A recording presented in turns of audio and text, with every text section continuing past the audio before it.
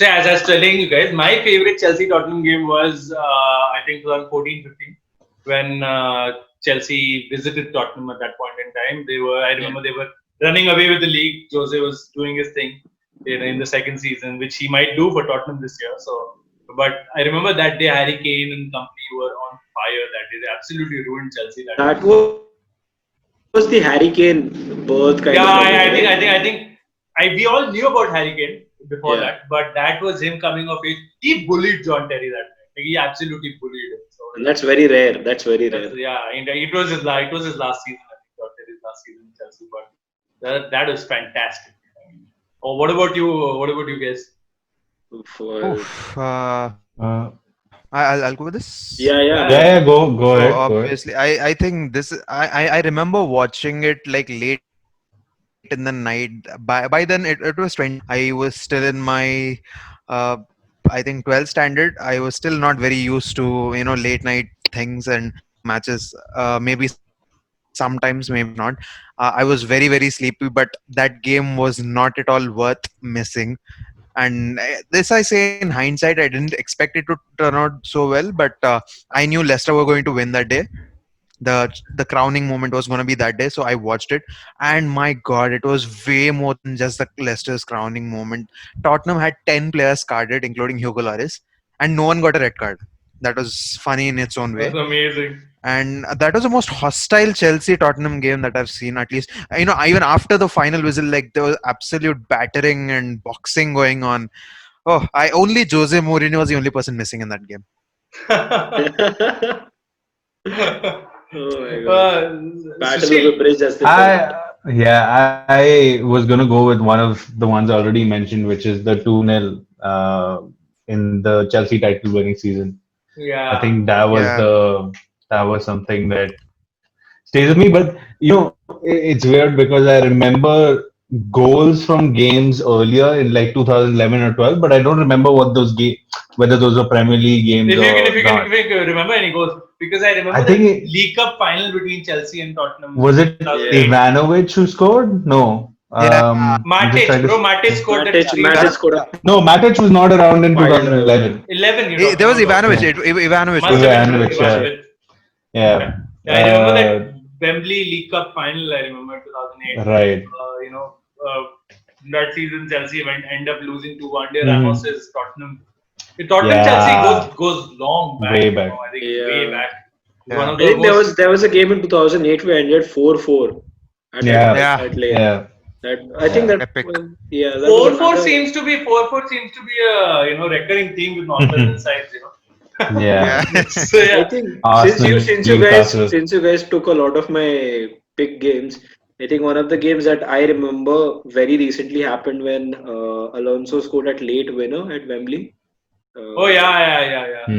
that was Mm-hmm. another really good Yeah. game because I felt the Chelsea they looked out of the game at one point and then they just crawled back into it and they just kept crawling and crawling and then eventually they scored the winner very late in the I think it was stoppage time or probably just before stoppage time and Mm. that was the first home game of the season for Tottenham at Wembley for the first time.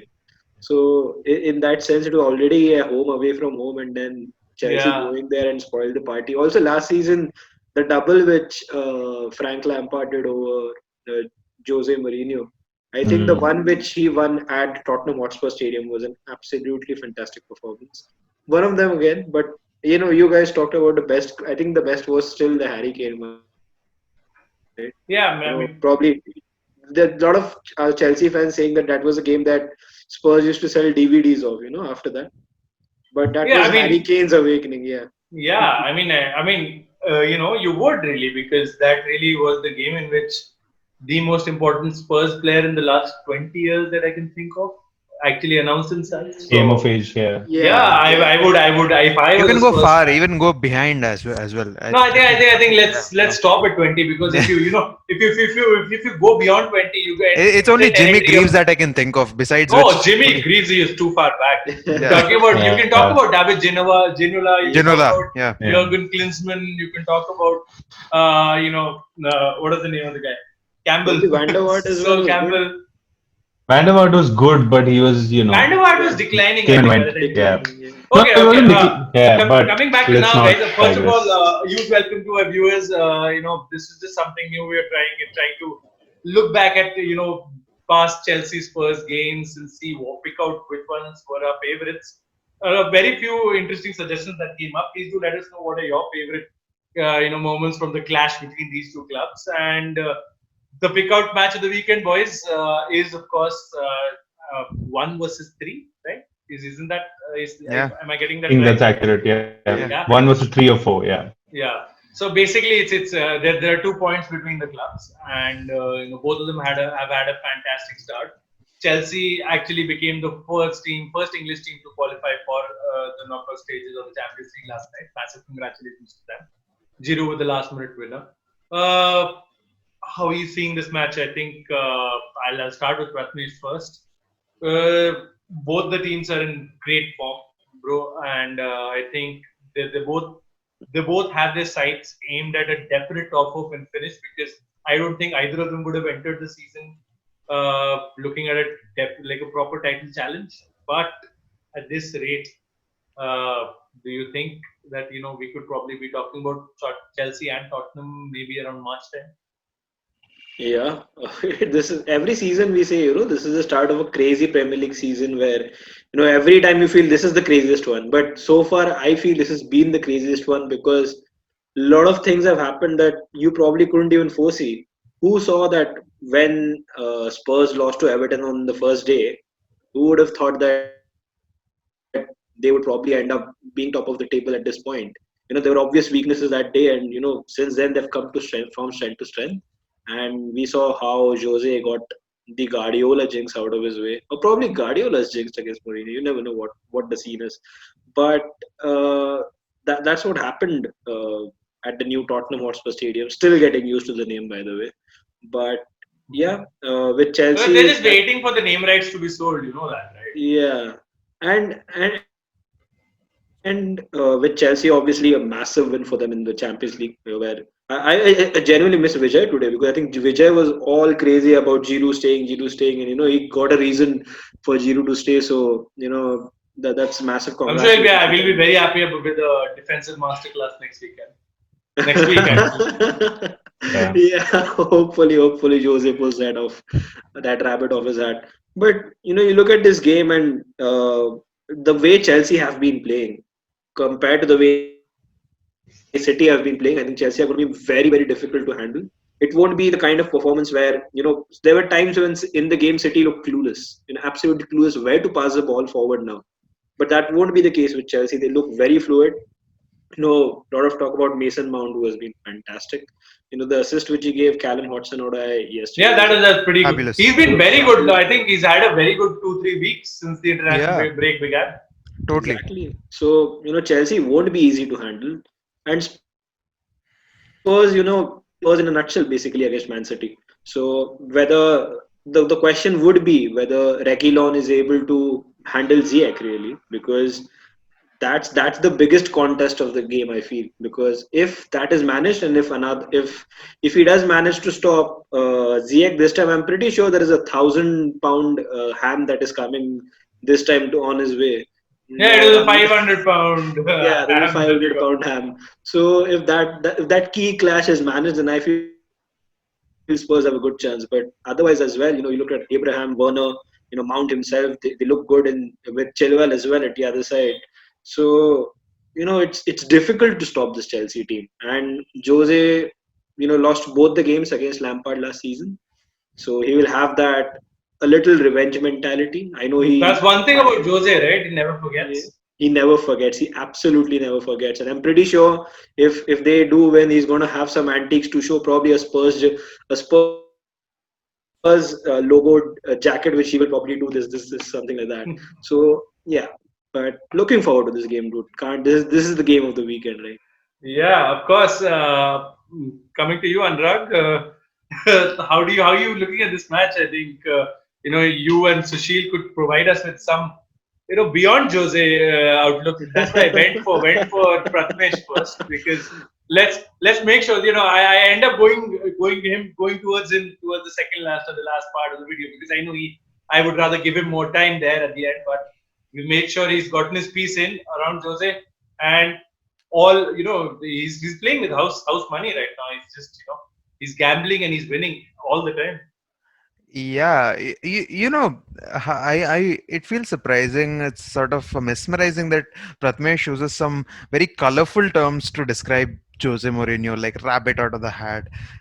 It's a little more gray, isn't it? I mean, it's a bit like, but there was this analogy that I was about to say, which you guys stopped just saved for the recording. So it's like there is a new couple in town. They're like, the guy is a little shy, the girl is incredibly weird. She likes, let's say, Karela or something, the most weirdest person in the whole world.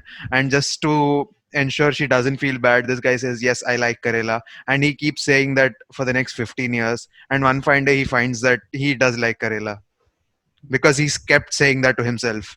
But no person in his sane head can do that. I'm sorry if anyone does like Karela, but it's a bit like that, isn't it? Just for people who don't understand Karela, Karela is very, Karela very is, sour vegetable, and yeah, not a very. I don't even know what you call it in English. Bitter gourd, bitter gourd. bitter gourd. Oh yeah, bitter gourd. Yeah, right, It's okay. better in itself, and so is Mourinho's style of football.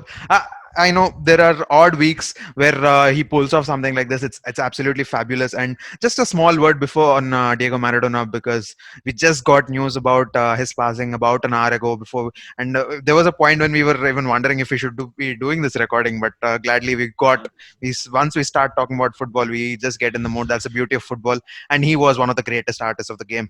So Yeah. rest in peace to the great man. And coming to the game Condolences to his friends and family, and and to massive loss. Argentina, that's a country Massive that loss for to the world of Argentina. football, and especially He for the was Argentinians. he was the footballer who probably everyone in India knew, but people didn't watch football. That's his impact. He's one of those yeah. flag bearers of the sport. I think I can vouch for me and Sushil, because we both heard this a lot growing up. We used to play a lot of football in school, and often getting scolded by our parents.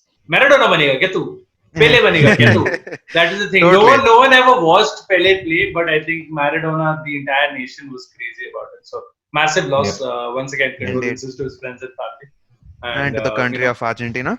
and So, of course to all you Maradona fans around the world. Totally. And Anurag, that's carry quite on. that's quite a bunch indeed.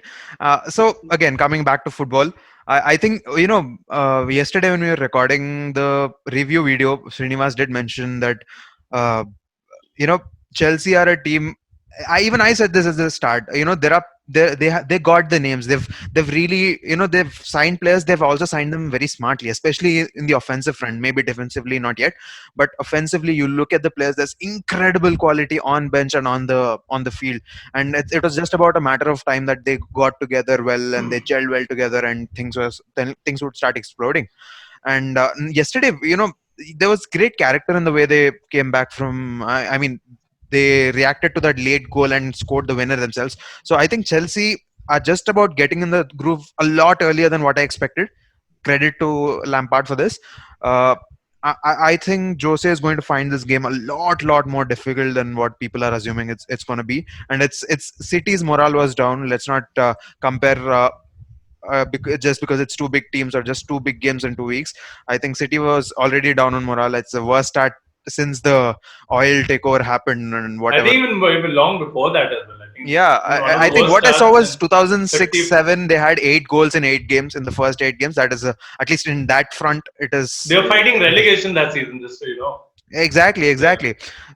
So again, Chelsea is a different ball game altogether. They are supremely confident. This is really going to be tough for them. Sushil, talking about Chelsea, their front three have been on fire. I know Timo Werner has been accused of missing a lot of chances, but never really concerned if it was a striker of that caliber is missing chances like those, because that shows that he's getting into the right positions, he's making the right runs, he has the right kind of sort of a telepathic understanding with the wingers, with the number 10s, and Anurag touched briefly, spoke about Hakim Ziyech. It's not just Ziyech, they've got Havertz, they've got Pulisic, who's not really played this much this season. That's the insane part of it all. And beyond that, they've got a revitalized Tammy Abraham, whose game looks a lot more rounded now as it did last year. Then they have got a re-energized Mason Mount as well, who seems to have found his mojo again. The mojo that he seemed to have at Derby, Yeah, and Lampard's kid. and they've got a settled defense, if nothing else. And I wouldn't say they've got a very imposing or a very capable defense at this point. I think they've just got a Yeah. settled defense. They've got individual players who can be caught at, but as a unit, they've been working well. Mhm. How do you rate this Chelsea team? Because Chelsea and Spurs I see to be two of the biggest thorns in your march to the title at this point. Yeah. At the start of the season, when we discussed, made our predictions for the season, I had sort of given the leg up to Chelsea and Tottenham for obvious reasons. I think they were the most capable, apart from City and Liverpool, to actually make the push for the title.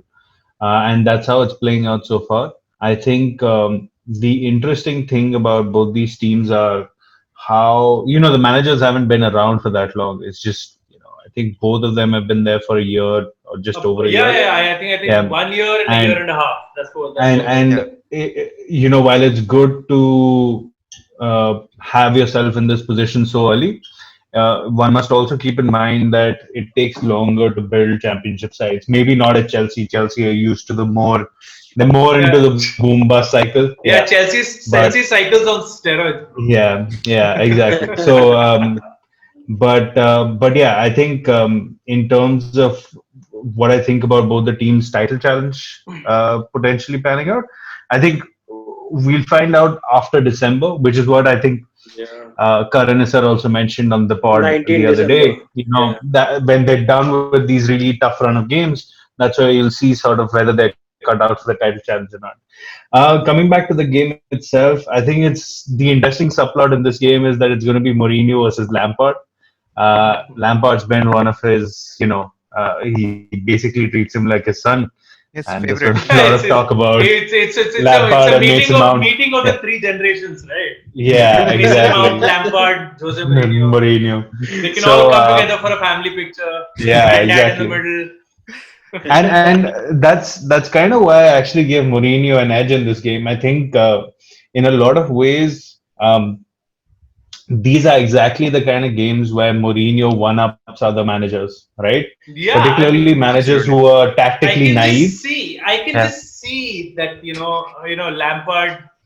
Lampard stuffs it up a little, yeah, not because I think his team is playing very good, and right. they can cover up for any kind It's of just tactical he's flaws. not reached that level of tactical understanding that Mourinho Oh, has, right? this will Is be amazing to Yeah. see if Lampard pulls it out. This will be I like know the this will be like the third second week, time it's the happened to third me. week in Yeah, a row that both of them yeah, scored yeah. something and it's just fallen the Yeah. way opposite. Kushagra, you Chris, forgot two guys in that family picture, right? You forgot Abramovich and also Daniel Levy in that picture Oh, at so one they're side the and one foster side. parents, bro. They're the the Yeah, foster foster parents. You parents. know, and then the उनका photographer picture पीछे होगा and the hanging. photographer would be Ed Woodward. That would be Yeah, No.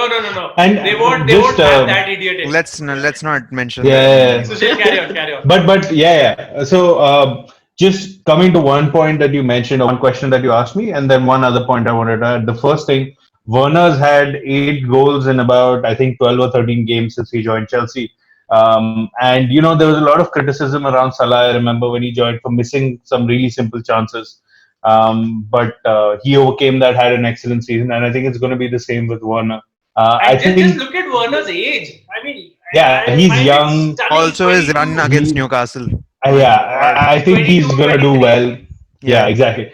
The thing that is concerning though, and this is something Vijay raised on the podcast the other day, is that he has played almost every game since he joined, I think he and needs it's rest. starting You're to right. show. Yeah, Yeah, yeah, I think he and needs rest. obviously this is not the game where Lampard's gonna rest him.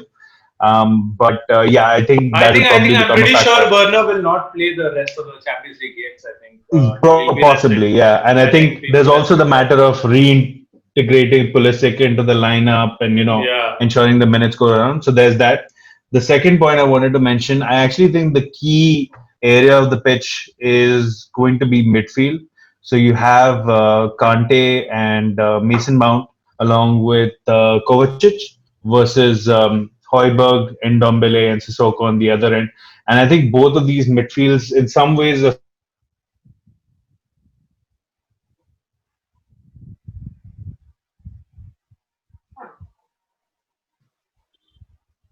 I think it's Yeah, same. I It'll be think I same. think Sushi. Yeah, I think Sushil's frozen. That's a funny pose to be frozen on. But yeah, Yeah. talking about the Spurs and Screenshot Chelsea. saved. Yeah. Yes. So I think talking about the Sushil Spurs and mentioned Chelsea about game. Gio, right? Sushil mentioned about Ndombele, Kushagra, and Yeah. mightily impressed with the development. You saw in the documentary, I keep referring to that because it's very new, but you saw the documentary, he didn't look comfortable at Spurs as if he was still settling into the you know, the entire system of Tottenham. And start of the season, he's been a different player. At Old Trafford, you saw that. You saw that in the Yeah. game against City. And Giovanni Lo Celso is probably Hey, he's back. someone. He's back. Yeah, Sorry, he's back. guys. Sushi is Yes, back. sir. Yeah, So sorry. yeah, Sushi, Go ahead. Yeah. just Go to ahead. Go ahead. just Yeah. before I put it back onto you, I think you mentioned about Ndombele, and I was talking about how good he's actually been this season. Another player I think who somehow, if I feel that he might play in the game, is Gio Lo Celso instead of Ndombele, because I feel that Tottenham in this game will require that ball carrying ability even more than in the City game, and I feel. Apart from Jungmin Son and obviously Bergwijn, Kane can carry the ball as well, but they will need one ball carrier in midfield, and I think that You can be know, Lo you, I you think know, Celso. you know, Ndombele is that guy, right? Yeah, Sorry. just a small point. If you've noticed Chelsea's games quite keenly, they are the ones who they're reluctant to have the ball in hand. They want to play on the Yeah. counters, and and if they fail in that pursuit, they do have defenders who are quick, but they're not very, very, very efficient. And Mm. that's what happened against Manchester United when Manchester United and Tottenham defenders are neither efficient nor slow. That's a different story. But they really got screwed left, right, and center. And this is not a side that Yeah. you that front two is not something you can really mess about. It'll be interesting. Both teams don't want to have the ball. Both teams want to play on the counters. It's like that's going to be Mm. really. It could end up being a little dull. What are your You never predictions, know. boys? Yeah, Prathamesh can go first. yeah. Oh, there's a Jose fan going first, ironically. I feel I am not too confident in terms of the scoreline, but I genuinely feel Tottenham can win. And going with a 1-0 for Tottenham. All right. Anurag, I'm going with at best 1-0, but ideally I think it's going to be 0-0. Sushil. Nil nil. Nil nil. All Typical Jose. totally in collaboration. There was one goal. Yeah. So Yeah. let me give this match a couple more goals. I think it'll be a 1-1.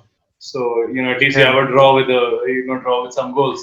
Yeah. Moving on beyond this, I think we can have a quick look at the Arsenal versus Wolves fixture there. Yeah. Very important fixture, Anurag, for the Gunners, especially. They've not been on a good run Totally. at all, and they need the points desperately. They've been on a free fall since that result at Old Trafford.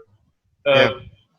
They do play day after tomorrow. They do play tomorrow night, if I'm not wrong, in the Europa League. So we can't really know the exact state or the stage of their squad. But one would expect that his team won't vary a lot from the team that played against Leeds. So how do you see this Arsenal team shaping up against the Wolves squad? Kushagra, where's your brother, man? We needed him today. Oh, he's out. He's out for the night. So Uh, I think that is that's that is about it. incredibly sad. But there is one thing that I noticed about both these teams. Also, I think in our group yesterday, Prathamesh did put out a post that Bruno Fernandes himself created more chances than the entire Arsenal team this season. That Yeah. is one thing. And if you look at Wolves and Arsenal in the top 15, these are the only teams which did not score 10 goals. In the top 16, actually. And there is at 17 there is Burnley who scored just 4 goals. Arsenal Oh. and Wolves, they scored just 9 goals. But what keeps them ahead is both of them have the second joint best defensive record. Tottenham have conceded 9 goals. Arsenal and Wolves conceded 10 goals. That's That's the only. fantastic, isn't it? Like Yeah, that's a massive ringing endorsement for Mikel Arteta in one sense. and it is, and at the same time, you can also expect. I think we are, whenever there is Jose Mourinho, people think that's going to be the most boring game of the week. But I think this is going to be the underdog for all the boring games because Because there it's is. Nuno versus Mikel. I think Dude, this is I going to don't be remember the this. last time they scored from open play. It's like, कब open play से गोल मारोगे भाई? Yeah, No, no, but like it's I so think identical. it was The stats are 423 minutes before the yeah last match, and it's now Yeah. 5 games 530. almost. Five. Yeah, It's five now six it's games. 500 something minutes. Yeah, it's almost Totally. six, Scored six from and a You, half Wolves. you know, games. it's just so staggeringly. This is just uncanny. Both of them scored 9 goals. Both of them conceded 10 goals. Let's see. Both of them And have. they're neck and neck in the league. Yeah, I think Wolves for some odd reason they have just 1 point ahead. I think they as they They always do probably they score drew. drew. They had one draw in them or something like that. But I think this is going to be very close. I think Arsenal's problems are a little more intense than what Wolves have, and Wolves are they are the team who end up like really enjoying and excelling in fixtures like this, and that's what happened last season. They're really not good against the big teams, against the smaller teams, but when it comes to the bigger teams, there is always an incentive. So I think Wolves really have the edge here. Sushil, when you talk about Wolves actually raising the game against the bigger opponents, I saw the match over the weekend. Wolves versus Southampton. First Right. half was dire. It was insipid. Totally. It was boring. It was so I know. Yeah. bad. And Southampton, when they took the lead and when they went in with the lead and everything else, sort of merited the lead. But at least from the Wolves side, it was not good at all. Second half, it was a completely different team. It felt like, Adama Traore was at it. He made some very good Pedro Neto, and he made a couple other substitutions. He made a couple of key substitutions, which really changed the game in that sense. But still, Wolves kept on trying, kept on trying, kept on trying. Couldn't really get force a winner, and they got an equalizer through Pedro Neto. That is one Wolves, and the other Wolves that you'll probably end up seeing against Arsenal. Yeah. My question is also more fundamental to Wolves. I'm sure Wolverhampton as a club, Wolverhampton Wanderers, have a 5-year, 10-year plan in which they plan to break the hegemony of the traditional top six, right? That we talk about. Right. And they probably count themselves along with Leicester and Everton at the top of that second rung in the Premier League. Do they not need to take these games against teams like Southampton, Villa, Burnley, Leeds, all of these games more seriously if they want to really challenge the top four? Because Yeah. we've seen the games against teams like Arsenal, City, United, Liverpool aren't the problem for Wolves. It's in the Premier League, if you look at teams outside the traditional top six who have done well, look at teams like Leicester, look at teams like Everton this season who are doing relatively okay. Um, the common thread is you have players who are sort of outperforming what's expected of them. Sometimes that lasts for a season, and sometimes those players are genuinely good and they sort of get taken up by other clubs. I think the problem with Wolves is there's this tendency among the players and the coach to really perform in those big games, and then when it comes to some of these tricky fixtures that even teams like Liverpool and Man City would consider tricky fixtures, they just sort of slip up, maybe because they feel like they sort of overthink it and think, let me conserve my energy, let me not be 100%, etc., etc. You can see that in the way they play, right? I think that's partially it. And it's also partially, this is just their second or third season in the Premier League, Yeah, right? I think this is. And I think this would be I think they've started their fourth second, season No, this oh, is the really? third, I So, guess. This is the third third, season. okay. yeah.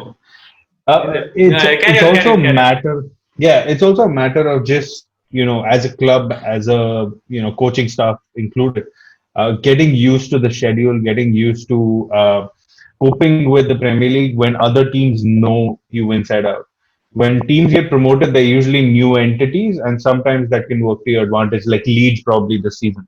But eventually, when you become part of the traditional set of teams, and you don't change your manager, you don't change your players, eventually the bigger teams or even teams around you figure you out fairly quickly, and then it becomes Yeah, difficult to win those it games. was it was Uh, 2018. You guys were right. yeah, yeah, yeah. So that's about Wolves. I think just talking about their results so far quickly, it's been unfortunate because they've either drawn, had narrow wins, or lost big, right? Which is Yeah, typical of a mid-table club.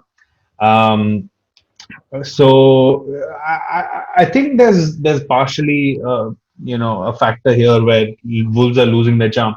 Everything I mentioned before this is probably the reason why.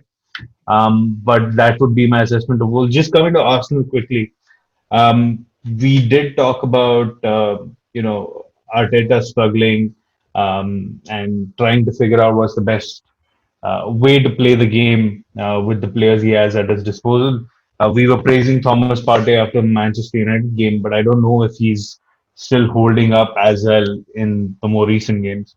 So I think Arteta has more work to do than he probably anticipated. Part of it is because the culture at the club has been toxic for a while and has continued to be toxic in terms of the whole Ozil situation. Even there was something with Willian recently that I read. Generally, those are not good stories to come out of a club that's trying to push for the Champions League, right? You want players Yeah. focused, disciplined. There's a lot of skeletons that Arteta and probably whoever the other people in the management are, they need to clean up at the club. And in terms of this game itself, I think it's probably going to be a Wolves win, in my opinion. I know you're going to come to Prathamesh first, but I would No, I no, would I think think, I Wolves think, have an advantage. Yeah, Wolves would have yeah, an advantage in this game. yeah, sure. I think when you talk about predictions, I'm pretty sure. Anurag, who are you going for in the Arsenal Wolves game? Again, I actually sense it's going to be a 1-1 or 0-0, but I think just about Wolves might pip it if Adama Traore just makes something. So it's Difference there. Sushil and Anurag for Wolves. Anurag, Prathamesh, who are you going for? It's difficult to predict a winner because I think really bad right now. So, but still, I feel this is the day when Aubameyang scores and Arsenal still lose 2-1. Ha! Mm. All right. I Fair think I enough. think I think Arteta gets a reprieve in this one. I somehow feel that Arsenal will nick this. Nick this probably 1-0 or a 2-1 or something like He's like literally pulled the band-aid, put some salt, and put the band-aid on again. that. Something on those lines. Yeah. Talking about ripping band-aids and being in tough situations in that Oh, sense. nice. I I get it. think Every everyone medical. everyone is a genuine smile here, but the one who really We know the wants to have a segue. genuine smile is Sushi. You know, like So Yeah, I every Who know. doesn't every want to? come on, Yeah. Sushil. Every medical discussion will lead to hospital anfield right now. So Ambulance field. how are the league leaders looking? You got I would say you got a sort of a tricky away trip to Brighton. They've been a Mm. good footballing team under Graham Potter. I was really impressed with the way they played against United. Absolutely. Though United were a team which had no preseason and the players weren't fit, and still United somehow found their way to a last minute penalty and won. Yeah. I felt Brighton was fantastic. Tariq Lamptey, I mean, if you guys didn't know already, he's someone that I'm sure Robertson will have a handful of on the yeah. day of the game. How do you see them as opponents, and just any new injury news, any players that are back that your squad would look more like the squad that first 11 that Klopp actually has. I think Mohamed Salah will be playing that game. He's also probably going to be Is he going to featuring play tonight. tonight? I think so. Either off the bench or What about maybe it started. what We'll about see. Alcantara? No clue, man. It's very suspicious because since that tackle from Richarlison, we weren't really sure what the nature But of it that didn't injury seem that was. bad that day, did it? Any sort of tackle on the knee, it's always tricky to say whether it's. Sushil, I just wanted to ask you. I think I said this to Srinivas as well. I remember Mhm. mentioning that someone was made of glass before they came to the Premier League. I, yeah, I mean, his injury concerns are well known, right? It doesn't help when someone tries to break your knee, and that's happened to two of Oh our players this God, season. no! Yeah, you But guys are gonna win Oh the my league. God, Shut up so about it. many yeah, so many anti-Everton things. Yeah, I know you're a but Liverpool fan, but the yet you point keep on is pushing to on Everton answer. players. I mean, to answer your original question, I Yeah. think Thiago. I don't know if he's going to be back for the weekend, but he should be back for the December running, and probably at the right time because Kaita's out for 2 or 3 weeks. So it looks like at this point we're just sort of, It's like a revolving door, playing isn't Jack it? in the box. Yeah. So you get one midfielder in and the other Yeah, one goes it goes out, and out. that's how it's. That's what happened lockdown in So stores. I'm one guy in. anticipating, barring Van Dijk and Joe Gomez, we should be back to full strength in January at some point. But yeah, though that's on the injury front. I think the biggest boost would be Salah coming back. Salah really excels in these games against smaller teams. He's the one who can make that goal But who do and you drop amongst the three if Salah relieve it. comes? If Salah comes, I who do you think drop so. I was doing from some the front research three? into this. I don't think the front three as such exists, at least in this interim period. I think he's going to play that front 4-4-2-3-1, right? He's going to have Salah and Firmino sort of play in the center, and then Jota on the right and Mane on the left. And because of our midfield injury concerns now, and with Fabinho also back So in with a defense, 4-2-3-1, will Mhm. Firmino be up top as the one? No, Firmino plays behind Salah. Salah will be the Yeah, Oh, one. so Firmino Yeah, plays as the number 10. yeah, exactly. Oh. yeah, the role So which needs to be there. yeah, and I think which is good for us because that helps with defense. You have more players at the front of the pitch, sort of pressing. It helps mitigate attacks higher up in the pitch, which is good when Van Dijk and Gomez are there. And second, it gives you more bodies in the box. So I think both of those are pluses, particularly against smaller teams that aren't as sophisticated in their tactics, and particularly against Brighton, which I will say I do not rate Brighton as highly as you do, just because while they've been decent over the last few seasons, I don't think they've been like the Wolves or the Oh Crystal yeah. Palaces I'm not of the talking world. about Yeah, last few seasons. Yeah, I'm just yeah. So talking so about this season. I think this is exactly the kind of game that say Man City or Chelsea or Liverpool would not face any problems in. yeah, And they shouldn't. If they do, that's probably a bigger issue for the team. But this is the kind of game that I can see them winning comfortably. And, I don't have much to say on Brighton, to be honest. Hmm. I don't see them as much of a challenge. To be honest, I'm usually not that dismissive of teams, but I don't yeah. rate them as highly as you do. Sushi is being But Pep yeah, here. I Sushi is think being Pep. no, it's not just about being Pep. There No, are you other teams can't. in the league that I'm scared of, but It's very difficult to argue with. Sorry, it's very difficult to argue with Sushil here when he talks about a team which is plays 16th.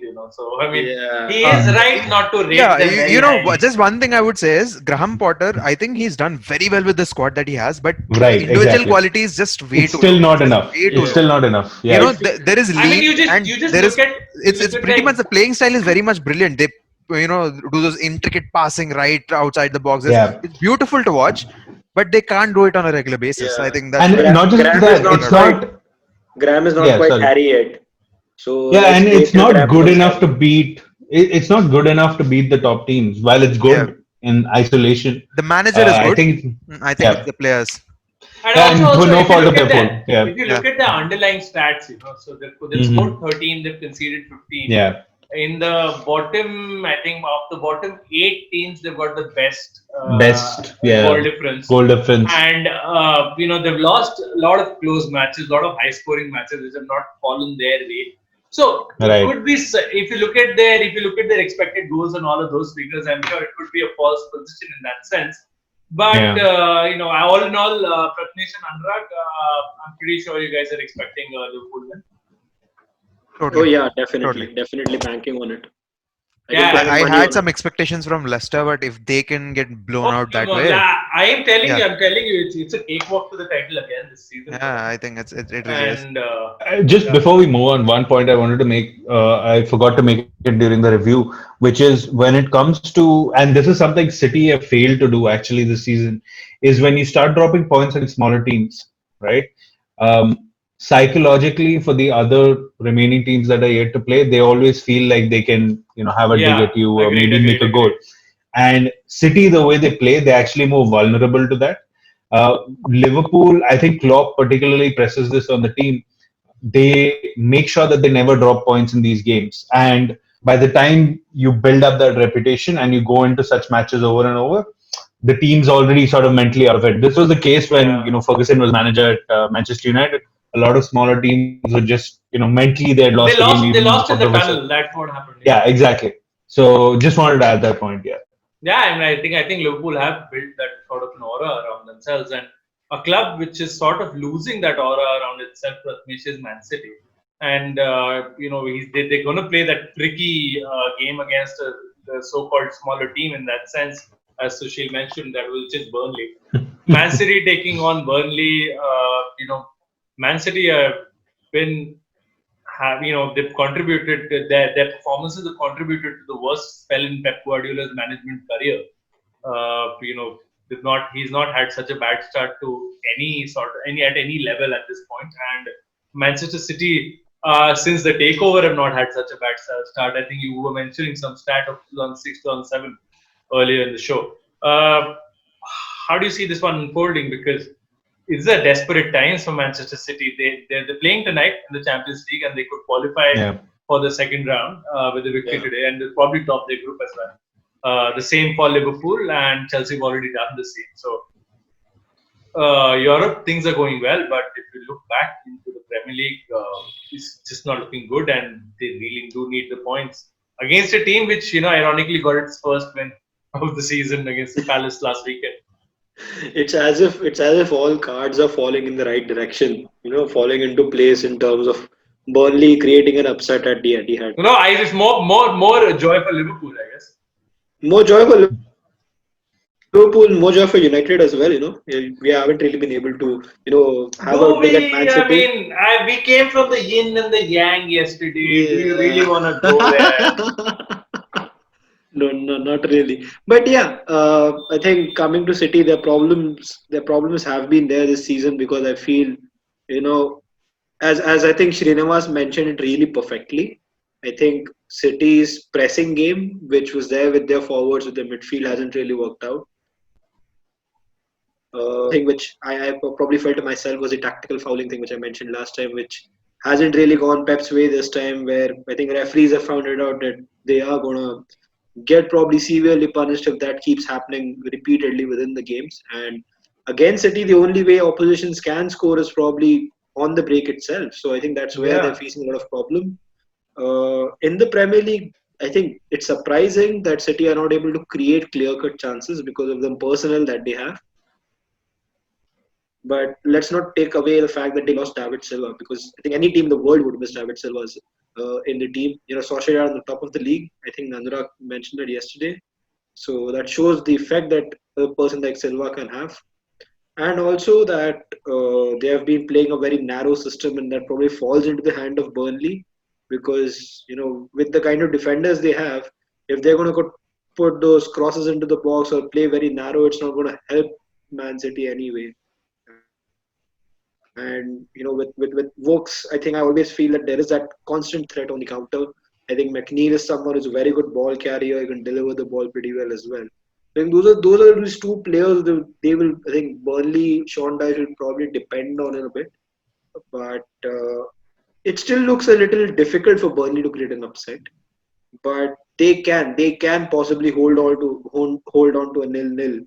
It won't be the worst result in the world for them, and I think it won't be the most unexpected one for anyone, actually, considering the way City have been going. But Pep's teams, again, the way Pep has played over the last 2.5 seasons, you just feel like, when he has a very damaging result, the next game is like bang, bang, bang. And I hope that Burnley do not end up on that bang, bang, bang side of things. Yeah, I think you're bound to see a reaction from the team because there's just the level of players is just too good for them to keep being in the slump at this point. I don't know what exactly is broken at Manchester City at this point because it seemed very unlikely that things would be broken by when you had that restart. And I know Liverpool went on to win the league, but City did not end all that badly in the season. They kept on winning and they kept on playing well. They did have a couple of iffy performances, but all in all, they were fine. I think they must have been disappointed with the FA Cup loss there, and of course the Champions League howler against Lyon. But then I think that's more attributable to Pep Guardiola as it is to the squad. As far as the squad is concerned, I've always felt that the City squad was incredibly imbalanced. But the way Pep was able to, I guess, extract performances out of his players over the last 3 seasons was quite incredible. And that was one of the reasons why they've been at the top of the game or right at near the top of the game in the English league. As for this season, it's a difficult season. It's still impossible. We spoke to Srinivas yesterday, Yeah. and we still did mention it's just been 8 games for Man City in this season. Man City and Man United, both of them have played one game less than the competition. So it's still But 30, Kushagra, I think 30 one games to thing that go. with one thing that I noticed personally about Man City is that when they were at the top, when they won those two consecutive titles, they were a team who performed as a team. They weren't dependent on a player. The first title that they won was a lot without Kevin De Bruyne. And I think the second title again, which they won, there were a lot of players that contributed in every different aspect of the game. Yeah, I think you had like 4 players with over 15 goal contributions. In that Exactly. team. Funnily, Kevin De Bruyne wasn't a part of the entire season. I mean, he was like part. Yeah, He the was second missing for season, that one. second that Yeah, that Even second season. season, he wasn't that yeah. entirely. But he Yeah. had a major injury Sushil then. wasn't. I think you would concede the second season title win for City was more impressive, right? It was more impressive, because like 100 we points. mentioned, Kevin, 99 that season, second season. 99, yeah. Yeah, Yeah. 99. Yeah. 199, yeah. Yeah, I mean, I can tell you 1 point makes a lot of difference. Yeah, But yeah. but yeah, and the other thing that was impressive was that KDB was out for most of that season, Yeah, like at least and 70% of the season is it's out. yeah. I think just picking up on one of the points you guys were talking about earlier, which is what's wrong with the City side. I think Prathamesh and yesterday we had this discussion about how the pressing is just stopped completely. Yeah. And part of that, we didn't bring this up yesterday, but part of that is failing of Manchester City, the organization. They've invested so much money in Carry the on. I defense. have a very important, Yeah. very interesting point. No, no, no.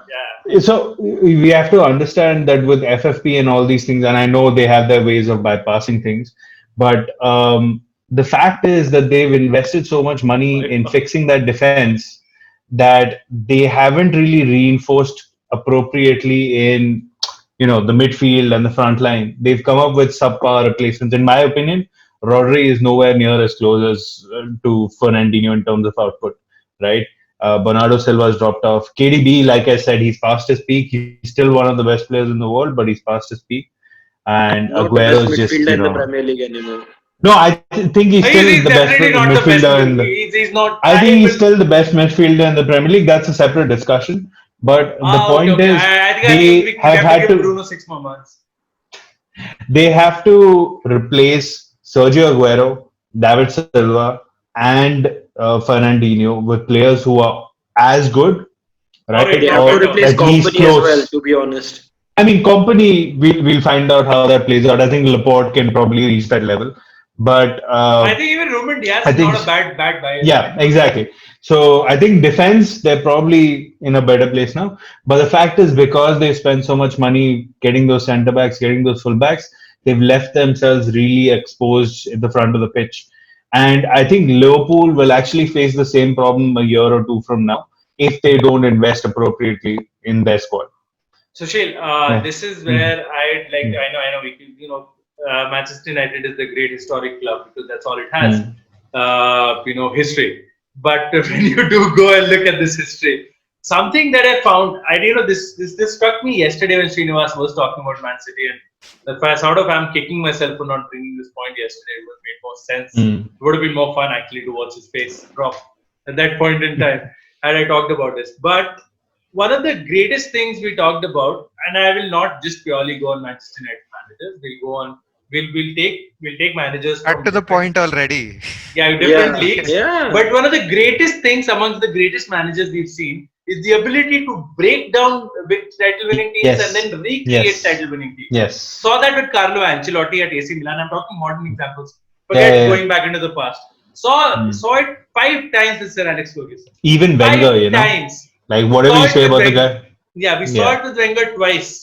Saw Yeah. it 5 times with Ferguson. Saw it twice or thrice with Ancelotti. Saw it many times with different managers.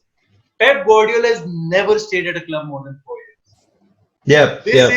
This is his test now. Yeah, This is his longest tenure ever at a club. correct. And I think something that look this season, I don't think know how it's going to shape up for Man City. I think unfortunately they've ended up with a really imbalanced squad. They have Yeah. one of the best strikers in the world, possibly, who's injured most of the time. Who doesn't? Their Who rarely midfield plays? is, Yeah. yeah, who rarely plays. They have a midfield that's horribly imbalanced. They basically look. The point of the midfield is to get the best out of KDB, and the other two players in that midfield are not equipped to do that. Their And bodies. so, in some ways, this season could just be they'll make top four or whatever. They may even challenge for the title, though I think the latter is probably a little unlikely given their form. I think the key challenge with these guys is what shape is the squad going to take moving forward, right? I know we were talking about Man City versus Burnley, but I think it's probably a good moment to make that broader point about City. They may win this game, and I agree with Prathamesh. I disagree with Prathamesh. I think they're actually going to win this game pretty handily, Yeah, same like here. 3 or I 4 think nil. they're Yeah. gonna trash Burnley. But the point is, what is the future of the squad? Do you have a succession plan in place? Remember, they're still trying to replace the players they've lost over the last season or two. They're soon going to face those problems in other positions too. And so, that's going to become something that needs fixing too. And I don't know. They obviously have the money to fix them, but whether Yeah. they can do it in an intelligent manner, that's the question. And I think just for all City fans, Messi is not a solution to a problem. Barcelona are an excellent example of that. So if you hope that next season will sign Messi and things will be, well, all you Yeah, I can don't sign think Messi. they. yeah. I think even if they I do think that's the sign Messi, Juventus mistake. yeah, Yeah, I but think we're even going if into a they different do direction. sign Yeah, Messi, yeah, how much of it does it change for them? Because we're still talking, in spite of them not scoring the goals, I still won't put their attack and their attacking midfield as a problem. I think it's the base of their midfield and the ball carriers from the wing backs that is the problem. And also, I feel a little bit of convoluted tactics on behalf of the manager, which at times he becomes his own enemy, and that Yeah. that sort of carries the trend there. We'll quickly glance over Everton versus Leeds, boys, because this is another clash of two very, very good managers, probably two of the senior most managers in Yeah. the yeah, world. yeah. Carlo Ancelotti versus Bielsa. Everton with a fantastic win last time around. They came back and after I think three disappointing results on the spin, they managed to get a victory. Dominic Calvert-Lewin looking at his mighty best, along with Luca Dean. Uh, Anurag, how do you see this game? Do you think Everton will get a routine victory again at Goodison Park, or Leeds will have a few surprises in the pub? Yeah, just when we were talking about Brighton, we talked about the individual quality that not really being on the same level as Graham Potter's tactics, and we can see there are some shades of brilliance, but players not really. With no fault of their own, not being able to live up to that standard. I think there is a little bit of that with Leeds United as well. I think Marcelo Bielsa is he makes them work so hard. He makes them, remember everything and play in such a particular way that eventually they end up grinding some amazing results, and sometimes it just absolutely backfires. Sometimes nothing happens, like the way it happened against Arsenal last week. But what we can definitely expect, as a neutral, you can just switch on to Leeds match and you can just watch the game. It's absolutely beautiful to watch. That is one thing we definitely, that's the only thing that we can promise from this game. Because again, Everton are a very balanced unit. You can't really say if they're a very attacking contingent, they're a defensive contingent. They've maintained very good balance of what we've seen. At least one thing that we can say is their honeymoon period is done, or Yeah. Yeah, maybe is it? I I think we'll think, have to consider yes. I think it's more realistic now. I think their position. Yeah. Yeah, Everton are back being where usually Everton are found in the table. I hope there are no Everton fans watching this. We already have a lot of enmity outside. So again, it's a very tough fixture to predict, and to such senior legendary managers, it's a great, that's going to be a delight to watch both of them up against each other. Uh, I still think Everton are going to just about have an edge in this game. uh, Maybe towards the end, I think they'll sneak a goal or two. I think. Yeah, I think Everton get the win. Prathamesh, what about Yeah. you? Three things I can guarantee about this game. Okay, as Anurag talked about, one thing was the Leeds entertainment. The second thing is Calvert-Lewin scoring. I feel that's almost a given. Third one is, Leeds Marcelo getting Bielsa tired. with his translator in the post-match interview. Marcelo Bielsa saying something, the translator explaining it in a different way, and then Bielsa getting mad at the translator.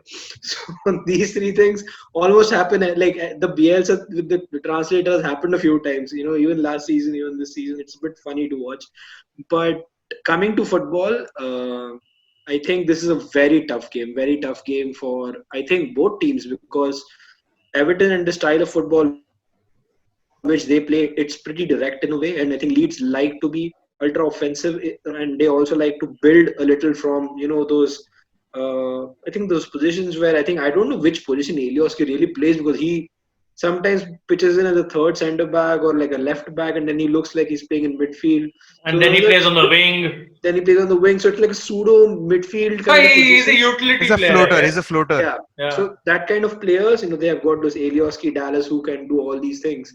And I think they will still have that in the team when they play against Everton. So I think it's about how those two positions can actually match up against the way Ancelotti likes his three-man midfield to play. And with the likes of Alahan and Ducore, I think would have a very interesting man marking job in a sense. Because I feel if those two are stopped, I think Alioski, if his end product would have been better, they would have had 4-5 against Arsenal. And the same with Dallas. I think Dallas missed a few opportunities as well. And I think that's been the case with Leeds probably since the time Bielsa has taken charge with Leeds. So I think how that battle goes in, I think that's the game for the team. All right. So that's Everton versus Leeds for us, guys. Cecil, no prizes for guessing you would want Leeds to win. I would want Leeds to win, but I think it'll be a draw. Yeah, I think it'll be an Yeah. Everton win. And we come to the week. We wrap the fixtures up for the weekend with Southampton taking on Manchester United. We tend to keep Manchester United for the last in TSD videos at this point. That's an executive decision that's been taken. You can see me in a Manchester United jacket very often, but believe me, when decisions are taken, we have to take into consideration that we do go overboard with Manchester United. On that point, they had one of their best performances of the season last night, at least in the first half.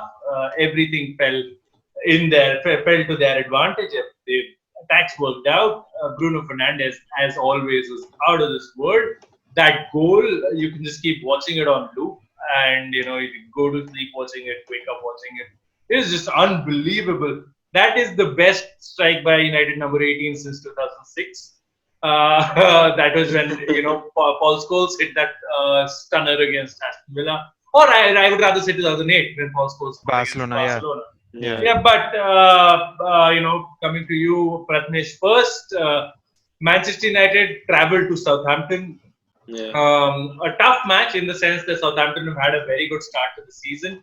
I think they've sit fifth in the table. Let me just confirm. I think they're fifth in the table, and they're not very far behind. I think they're just 3 points off the top of the table. So, how do you think Manchester United will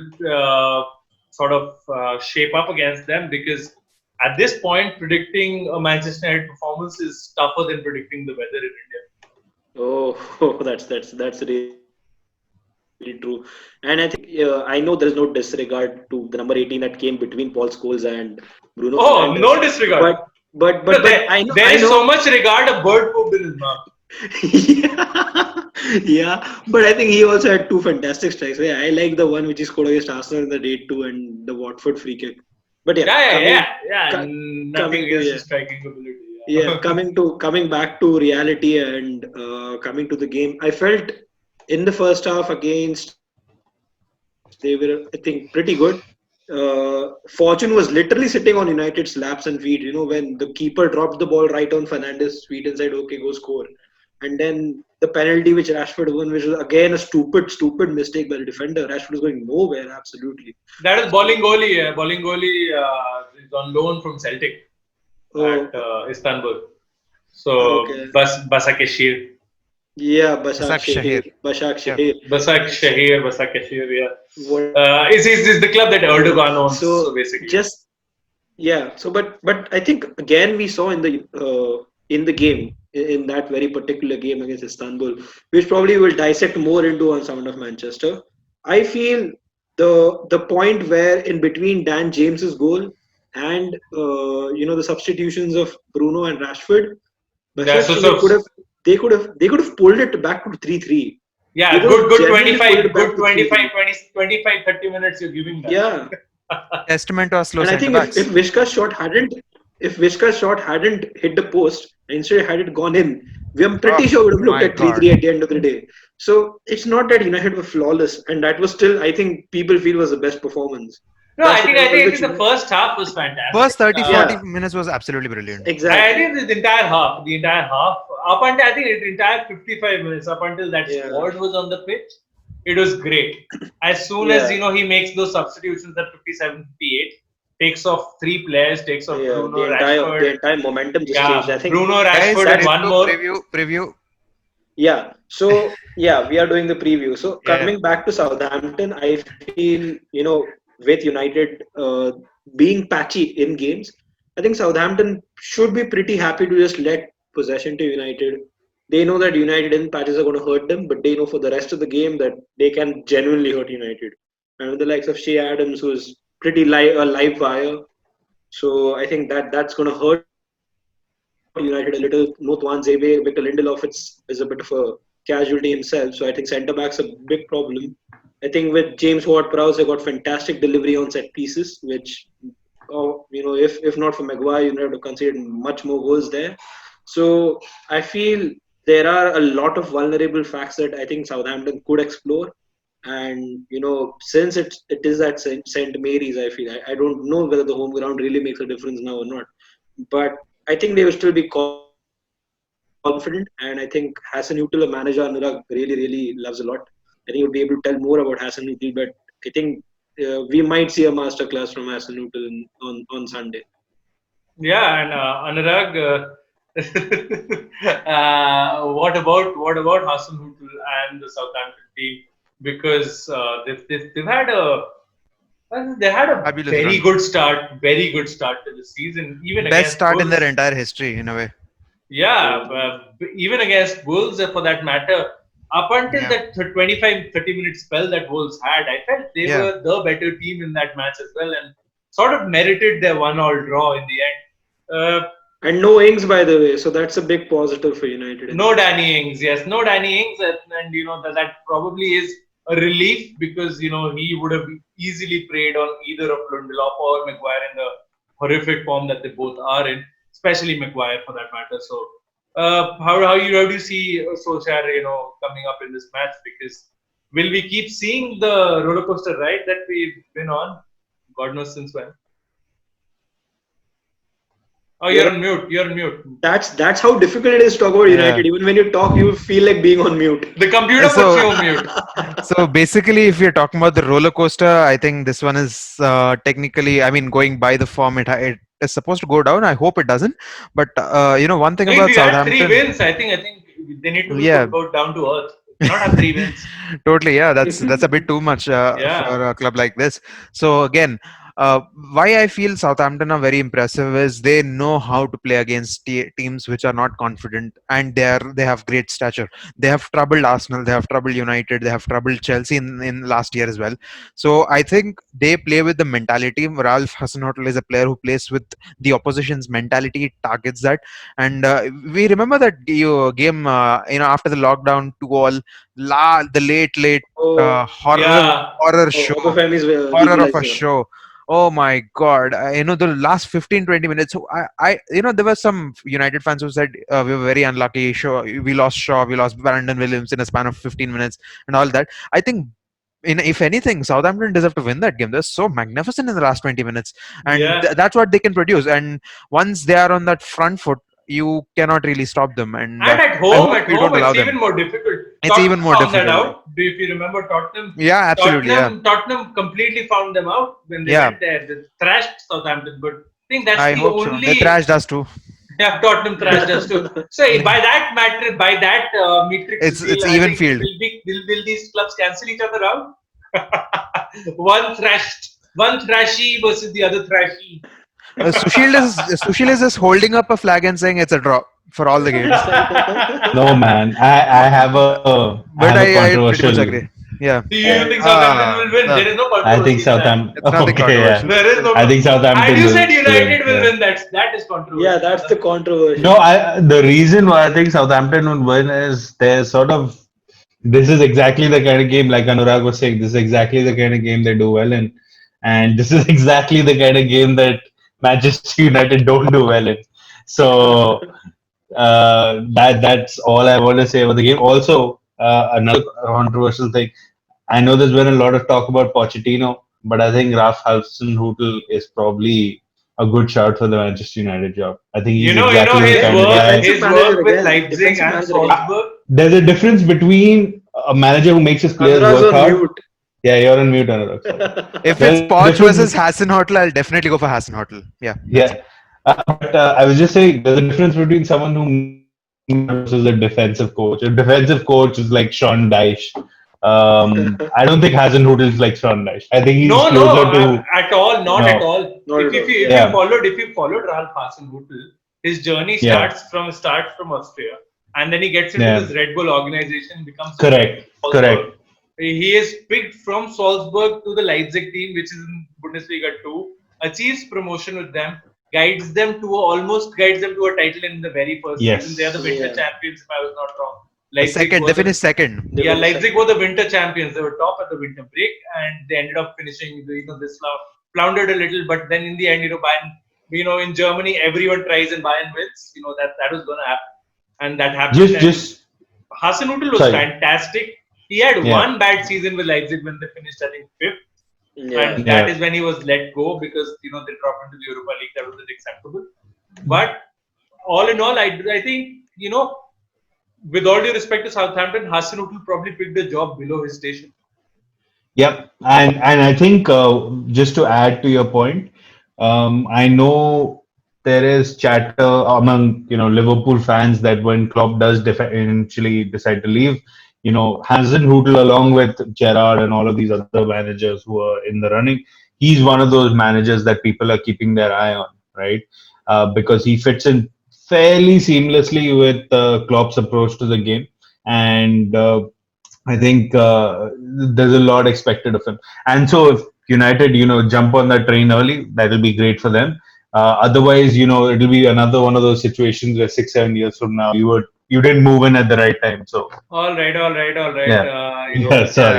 That's too far in the future. Another at Jose this Mourinho. point. Yes, I know. Too far in the That's why I future. stopped. But I would At be this shocked point. you, Predictions, Sushil. guys. Let's go to Yeah. predictions Let's straight away. straight away jump off to predictions. We've spoken about this. Sushil, Yeah. I'll start with you once again. What is? Give me a scoreline. Give me a scoreline. 3-2 Wow, to you expect 5 Southampton. goals. I think Yeah. whoever wins, we all win with that. Pratlesh. 1-0 Southampton. Okay. Anurag. I think it's going to be 3-2 United because I think there'll be goals because United have a shaky defense, but offense is just about picking up pace. So I'm expecting 3-2 United. Why not? Let me. Let's just throw a stone. क्या होगा? Yeah, I know. I mean, काटेगा थोड़ी. it's just like forget it. United get a clean sheet, win it 2-0. Oh. That's it. You heard it here first. And, Just before we quit, this is amazing one-line tribute that I just saw from BBC for Diego Maradona. The hand has finally reached the god. Fabulous. yeah, it has. It truly has. Wow, And beautiful. there couldn't be a more beautiful note to end it on. Once again, our deepest condolences to Diego Armando Maradona's family and friends, and condolences to all the clubs that he played for, to the Argentine people, to the nation of Argentina as well, and to all the football fans all over the world. May he rest in peace, and do remember him for his best of memories, because I'm sure he left us all with a fair few of them. So keep smiling, as the man always did. Up until the end, he was having a good time. I remember he talks of his alcohol excesses in September, prior to the injuries that he sustained in October. So he was trying to still live it up. I know he had his demons, but we prefer to remember the good in people. So thank you so much for watching the preview, guys.